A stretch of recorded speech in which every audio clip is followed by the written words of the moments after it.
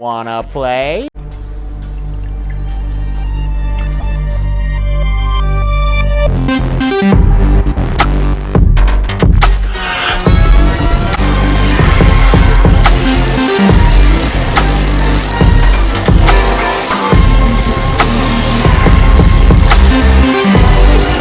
Here's Johnny! I need a bigger boat.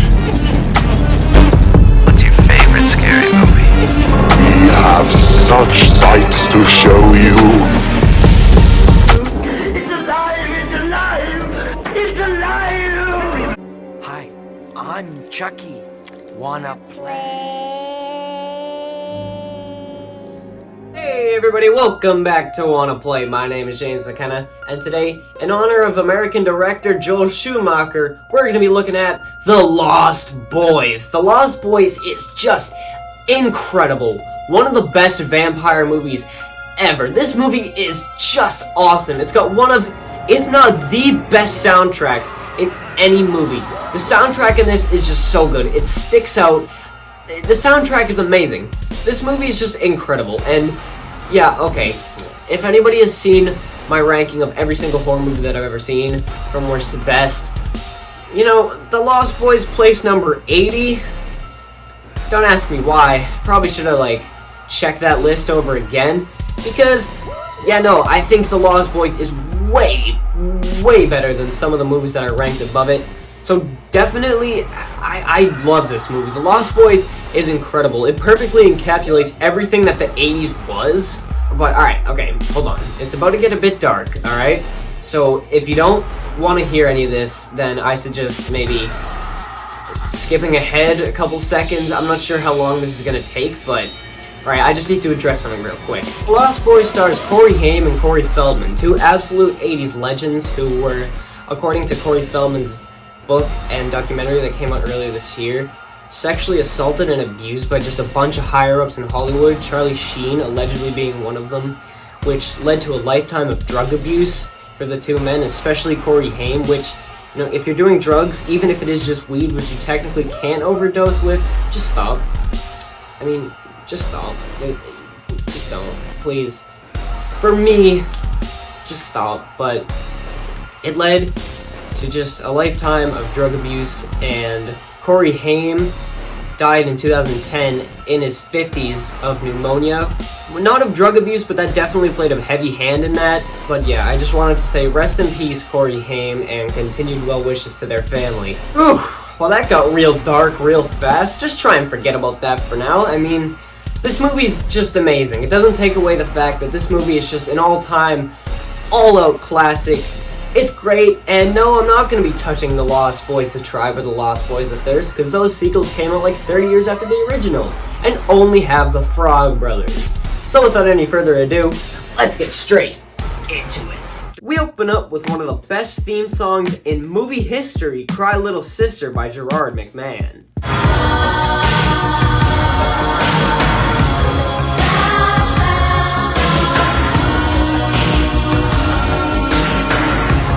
We meet David, complete with a bleach blonde mullet, making him one of the most 80s people you could ever meet. David's got a whole squad of 80s dudes who just got kicked off a boardwalk for roughhousing. We get an overhead shot of someone attacking a security guard before we meet Sam Emerson, along with his mother Lucy, who are moving up to Santa Carla, or the murder capital of the world. After they get up there, we meet Sam's brother Michael, as well as their grandfather who's playing dead. Grandpa tells the two boys that Santa Clara pretty much is the murder capital of the world, before I meet a giant muscly saxophone dude who I've heard can turn even the straightest of men into homosexuals. Michael has his eye on this girl named Star, as Lucy meets this man named Max. Sam heads into a comic book store where he meets the Frog Brothers, Alan and Edgar of which, played by 80s legend Corey Feldman of Friday the 13th Part 4 and Goonies fame. Michael comes across Star being driven away by David and the squad on motorcycles before we see this couple scooped in the air by another unseen force. The next day, Sam walks back into the comic book store where the Frog Brothers act all weird and tell him to buy a vampire comic as a survivalist guide. Later that night, David catches Star about to go and ride with Michael, so he takes her back and convinces Michael to go riding with them. The gang of 80s hair rides all through the beach and eventually end up in David's underground base. We then get our first taste of how much an absolute legend Grandpa is. I think that, one of the reasons I divorced your father was because he never believed in the closet monster. Dad. Back in the cave, David offers Michael some rice, but when he looks down, oh, it's a bunch of maggots. He then offers Michael some grape juice, telling him to be one of us, and as he takes a big swing of it, the theme song plays once again. They all head over to a bridge, and wait, Marco jumps off? Oh, wait, the whole squad is dropping? But then a train heads over, and everybody starts fully dropping down. They convince Michael to go with them, which, by the way, if you have a brand new friend that you just met that day and they tell you to jump off a bridge, yeah, maybe don't. Oh wait, he was in bed? Wait, how much of that was a dream? Anyway, Lucy calls the boys on the phone and tells Michael that she's going on a date with Max that night. After Grandpa leaves, what looks like a bunch of motorcycles show up, but when Michael opens the door, nothing's there. After choking on some milk, Mike creepily walks up the stairs towards Sam. After Sam gets out of the tub, he finds Michael with a dog bite in his hand, as well as a transparent reflection in the mirror. Sam calls up the Frog Brothers and tells them all about Michael's strange behaviors, and they flat out tell him that he's a vampire. Michael wakes up literally on the ceiling and starts flying outside in Sam's window, so he calls up his mom and yells at her to come home. Sam walks into Lucy's room and asks to sleep with her and reveals to us, but not to his mother, that he's all decked out in garlic under his robe. Michael heads back down into the cave, where we get some more awesome POV shots of something flying through the clouds and into the cave, where we see that Michael's hand has been fully healed. The next day, Lucy heads up to Max's house, but gets chased down by his dog after entering. Sam brings his info to the Frog Brothers, who tell him that if he kills the head vampire, all the half vampires will return to normal. Michael goes to head out, but he runs into Max on his way out, so he invites him in to have dinner. The Frog Brothers also show up for dinner to scope out Max, giving us some hilarious moments in which the three boys tried vampire scouting. Boy, somebody around here has bad breath.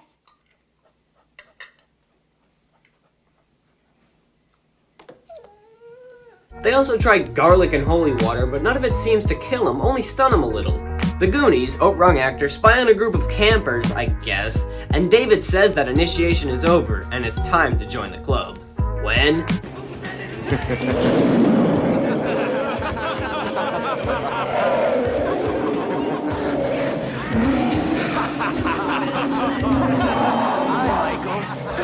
Yup, it's official, they're vampires, and they completely clean house on the Campfire Club.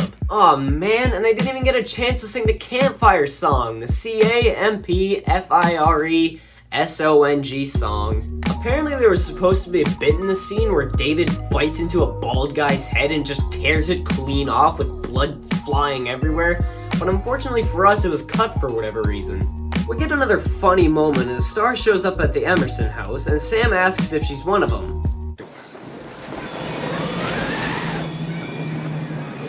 She's one of them!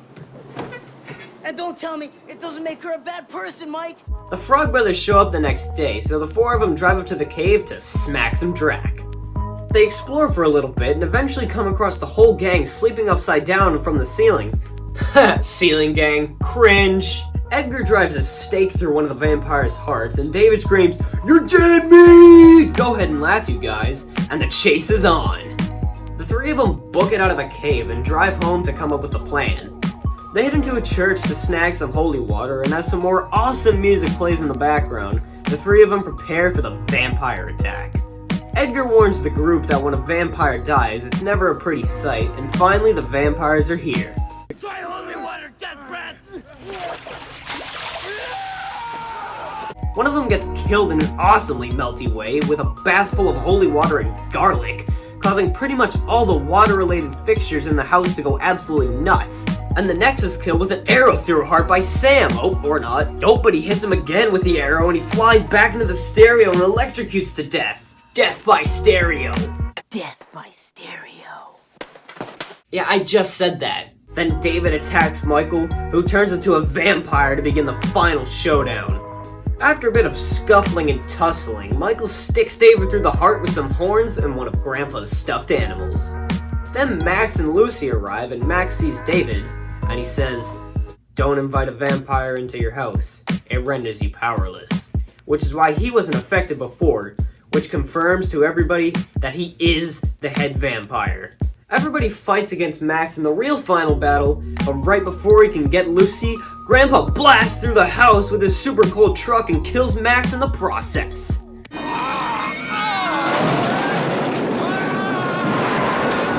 Grandpa delivers one last line of funny dialogue. One thing about living in Santa Carla I never could stomach. All the damn vampires. And the credits start to roll along with Echo and the Bunnymen's People Are Strange, meaning to us that it's end of movie. Don't go away yet, because it's awards time. Now the first award that I'm going to give out is going to go to my favorite part, which easily is the soundtrack. I said it earlier, this might have the best soundtrack in movie history, and yeah, it really does. The soundtrack is really good. It's all original music, which is awesome. You never really see that anymore, do you? Original, like, actual songs and lyrics in movies. The soundtrack of this is just classic. You got so many awesome songs, especially the theme song, Cry Little Sister. That's easily my favorite of the bunch. But there's just so many awesome music in this movie. It's just perfect from a musical standpoint. And yeah, there's a ton of other stuff that goes on in this movie that I absolutely love. But the music definitely just elevates it to that next level for me, which is why I really enjoy this movie, and it's easily my favorite part.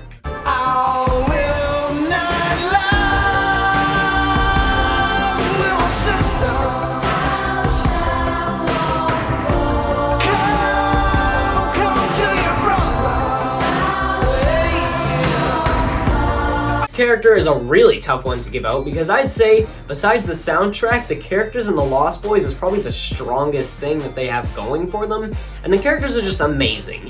And I'm gonna give the best characters to the Frog Brothers. Edgar specifically, because he has easily the funniest dialogue, easily the best dialogue. The one-liners that he gives out are just hilarious. Try this, death breath. It's amazing. His lines are just great, and he's just a hilarious character. He takes his vampire hunting way too seriously, but it's just perfect. He's an awesome character, and trust me, all the other characters are awesome too. Whether they're vampires or against the vampires, they're all great. But I'd say the Frog Brothers are probably my favorite of the group, which is why they have to get the award for best character. Worst character is another tough one to give out, so instead of doing a worst character from a how useless were they standpoint, which I usually go from, I'm gonna do something that I do sometimes. I mean, not all the time, but sometimes. The worst character from a character standpoint, like which character is the absolute worst. And that's gonna be Max, the head vampire. He's just so annoying. The stepdad character, he's just so annoying. He's your stereotypical nerdy stepdad who's trying to fit in, but the kids don't like him because he's wearing the father's clothes everywhere. But yeah, he's a great character, and I hate him so much. I really do. He's just such a dweeb, and then he turns out to be the head vampire, which is even worse because he's going after Corey Feldman and Michael and the Frog Brothers and all the other awesome characters that we have, so Max is just the worst character. This kill is gonna go to old Melty Face Paul, aka Death Breath. There's a lot of good kills in this movie. Some of them were a bit underdone, some of them I felt could have been better, but this was a pretty tough award to give out too. But Paul's kill is just a league ahead of all the other ones. He walks into the bath, garlic don't work, boys, and they're like, try holy water, Death Breath, and they throw him into the bath full of holy water and garlic, and he just melts everywhere, and all the pipes explode. I love it when the pipes explode, just ruining the entire house. It's hilarious, and it's just awesome. It's an awesome kill. His face just melts. It just melts down, and it's great. And it's hilarious to see the Frog Brothers cowering in fear, too. They're like, oh no, they're all holding each other, and that's hilarious, too. But his death, the one-liner, the pipes bursting, and the Frog Brothers cowering in fear, cuddling with each other, it just elevates this one to a whole nother level, easily making it my favorite and the best kill in the movie. The worst kill is gonna go to David, not because it was a bad kill, but because it wasn't a good kill.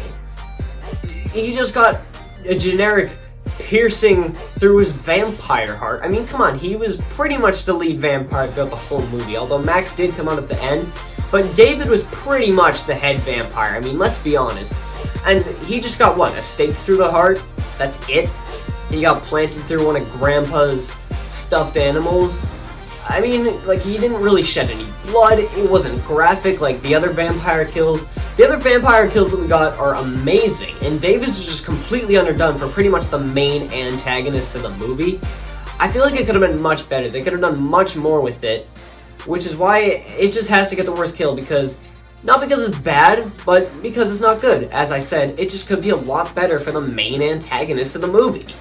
This moment was a really tough one to give out because I couldn't find anything dumb in this movie, so I found something dumb surrounding this movie, and the dumbest bit is that, well, its two sequels came out 30 years later and only had the Frog Brothers. Sure, I mean, Corey Haim cameoed in a post-credit scene in one of them. Forget which one, but he definitely was in it. But yeah, I mean, come on. Come on, The Lost Boys of the Tribe and The Lost Boys of the Thirst? Like, you couldn't even mention any of those guys? Like, are you serious? I mean, they were probably good movies, but, I mean, come on. How are you going to follow up this movie for the first time? It's not a franchise, although I think it'd be really cool as a franchise. But, like, how are you going to follow it up 30 years later? I mean, come on.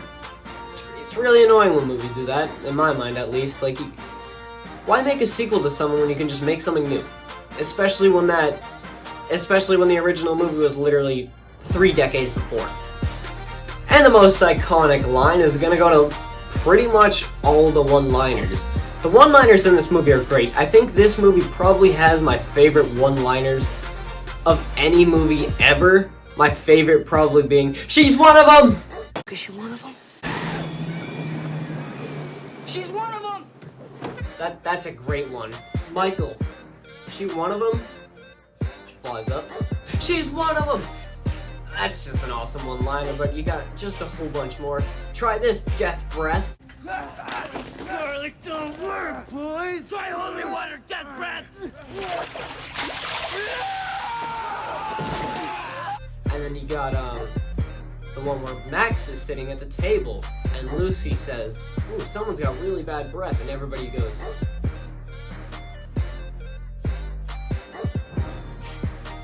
Boy, somebody around here has bad breath.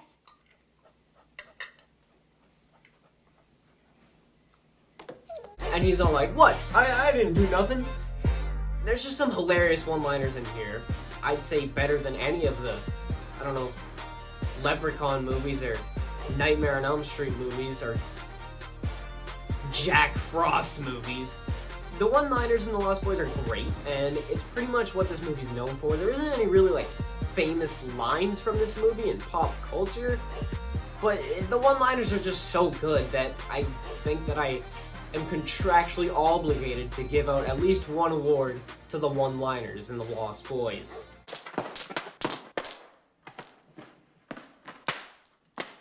Death by stereo. Thanks for watching my walkthrough on The Lost Boys. Now, I mean, next time we... Try holy water, death breath! What?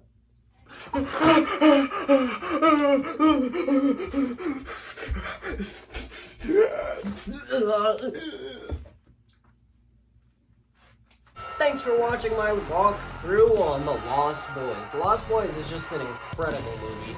It's awesome. It's the most 80s you can get. It's just an awesome movie. I really recommend you check it out. I seriously, strongly recommend you check it out. It doesn't matter what Corey Haim did or anything that happened behind the scenes. Like, for example, Jeepers Creepers. Like, we all know what happened there. But I still say Jeepers Creepers is an awesome movie. And pretty much same with The Lost Boys. The Lost Boys is just incredible. If you haven't seen it, I strongly suggest you check it out. It's just incredible. Lost Boys is awesome. Yeah.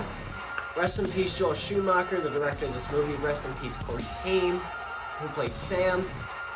Just so much bad came out of this movie. So let's just try and focus on the good, and that's the movie itself. It's just really good, man. Check it out. My next walkthrough, guess what it's gonna be? Put in the comments. I'm gonna give you 3 seconds. Type in the comments, pause if you want to. 3, 2, 1. Next up, Night